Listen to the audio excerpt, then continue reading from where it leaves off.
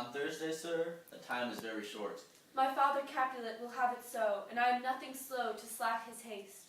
You say you do not know the lady's mind. Uneven is the course. I like it not. Immoderately she weeps for Tybalt's death, and therefore have I little talked of love. For Venus smiles not in the house of tears.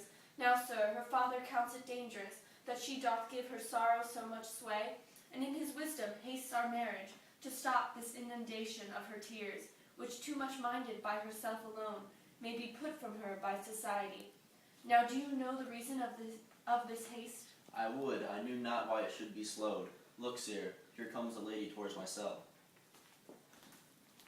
Happily met, my lady and my wife. That may be, sir, when I may be a wife. That may be, must be, love on Thursday next. What must shall be? That's certain. That's a certain text. Come you to make confession to this father? To answer that, I should confess to you. Do not deny to him that you love me. I will confess to you that I love him. So will ye, I am sure, that you love me. If I do so, it will be of more price, being spoke behind your back than to your face. Poor soul, thy face is much abused with tears. The tears have got small victory by that, for it was bad enough before their spite. Thou wrongest it more than tears with that report. That is no slander, sir, which is a truth. And what I spake it to my face. Thy face is mine, and thou hast slandered it. It may be so, for it is not mine own. Or are you at leisure, Holy Father, now? Or shall I come to you at evening mass? My leisure serves me, pensive daughter, now. My lord, we must entreat the time alone. God shield I should disturb devotion. Juliet, on Thursday early will I rouse ye. Till then, adieu, and keep this holy kiss.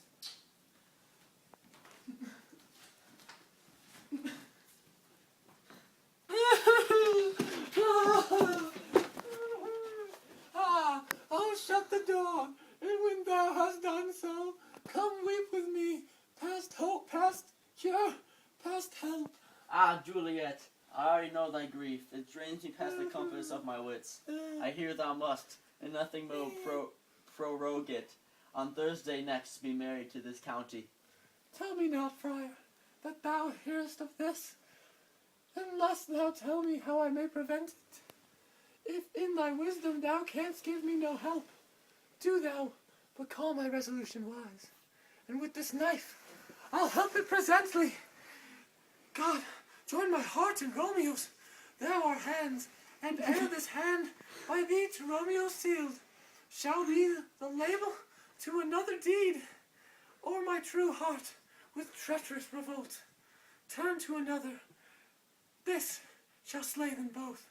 Therefore, out of thy long experienced time, give me some present counsel, or, behold, twixt my extremes, and me this bloody knife shall play the umpire, arbitrating that which the commission of thy years and art could to no issue of true honor bring. Thank you. Be not so long to speak, I long to die. If what thou speakest speak not of remedy. Hold, daughter. I do spy a kind of hope, as that is desperate which we would prevent.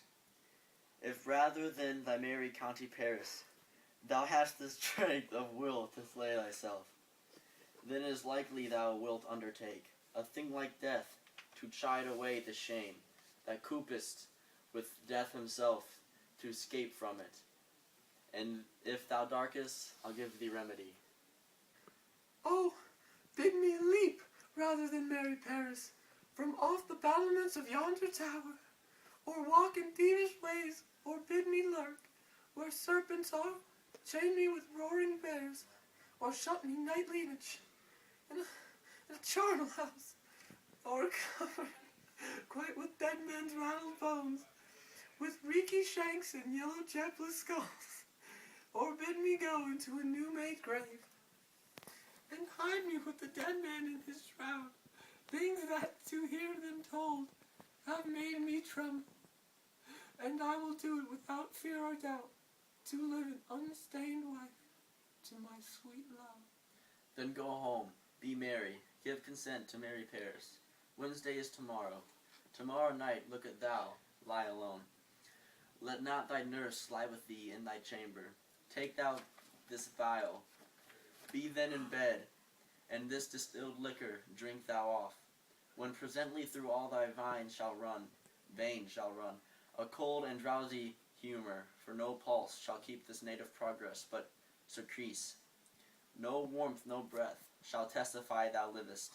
The roses in thy lips and cheeks shall fade to poly ashes, thy eyes windows fall, like death when he shuts up the day of life.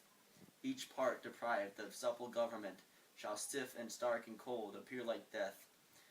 And in this burrowed likeness of shrunk death thou shalt continue 42 hours, and then awake as from a pleasant sleep.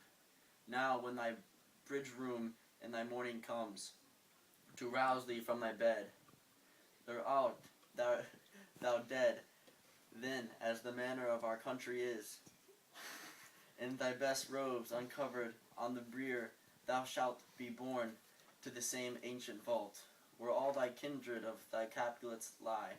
In the meantime, against thou shalt wake. Shall Romeo be my letters know our drift, and hither shall he come, and he and I will watch thy waking, and that very night shall Romeo bear thee hence to Manta, and this shall free from thee with present shame, if no inconsent toy nor womanish fear abate thy valor in enacting it. Oh, give me! Oh, tell me not of fear. Get you gone, be strong and prosperous in this resolve. I'll send a friar with speed to Manta, with my letters to thy lord. Lord, give me strength, and strength shall help afford. Farewell, dear father. Seem like the whole city go against me. Every time I'm in the street, I hear